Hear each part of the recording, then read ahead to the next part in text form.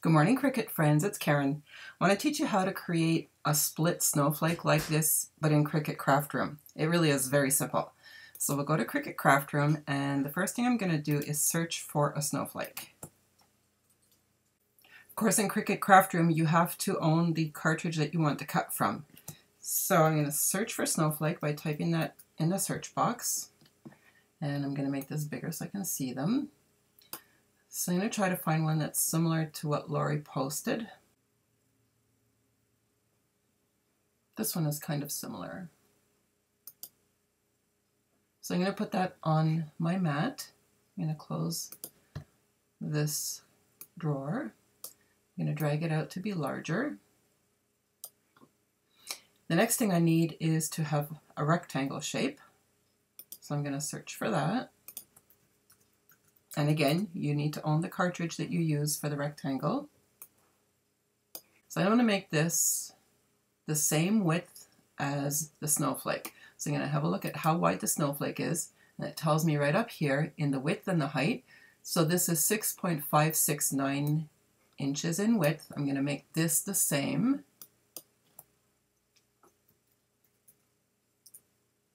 And then I'm just going to make this shorter, because I only want it a small amount like this for the split.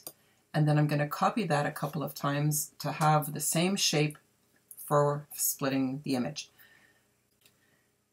To copy that, I need to press Command-C on a Mac or Control-C on a PC, and then Command or Control-V to paste. And I will paste another one in a second layer, because it's going to be easier to see if it's in a second layer. So I'm going to copy this again, and then I'm going to go to layer 2 and paste it. So this one is a different color. We're going to use that for a different purpose after. I'm going to take this first one over here, and I'm going to make sure it's in the same position as my snowflake, the starting point, which is your X. X is always going to be your horizontal axis, and Y is your vertical axis. So I'm at 1.116, and I also want to put this rectangle at 1.116.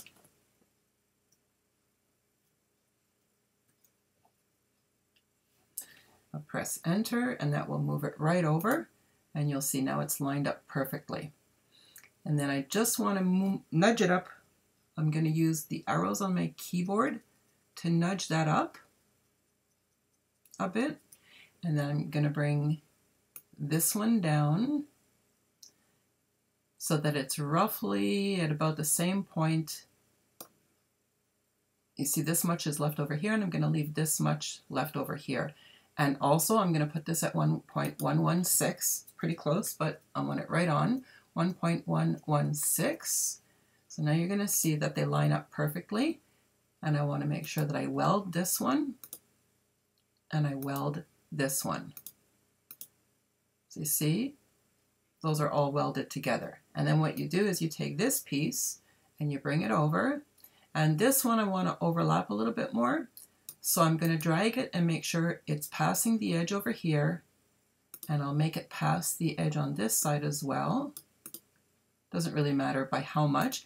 And I'm going to drag it down so that it's just slightly overlapping both of these, and I want it even. So I'm just going to nudge it up a little bit so that there's as much distance here as there is here. Because this is on a separate layer, you don't need to worry about this welding or not. It is not welded, it's on a separate layer, and this will cut. And you do want it to do that because cutting this rectangle is what splits your image. The only thing left to do now is to create the text that you want to place inside your split. So just find the font that you like. I'm going to go back to my cartridges.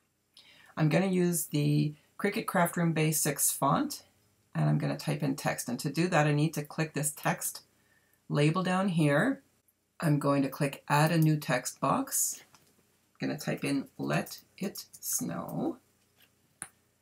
And then I just want to move it in here and see if it's going to fit properly. It's just a little bit too wide. Make it a little bit smaller. And center it roughly so that I can see if it works. in there, and that's fine. So then I don't want to keep that there. I'll keep that separate and I'll cut it out separately. Thanks so much for watching.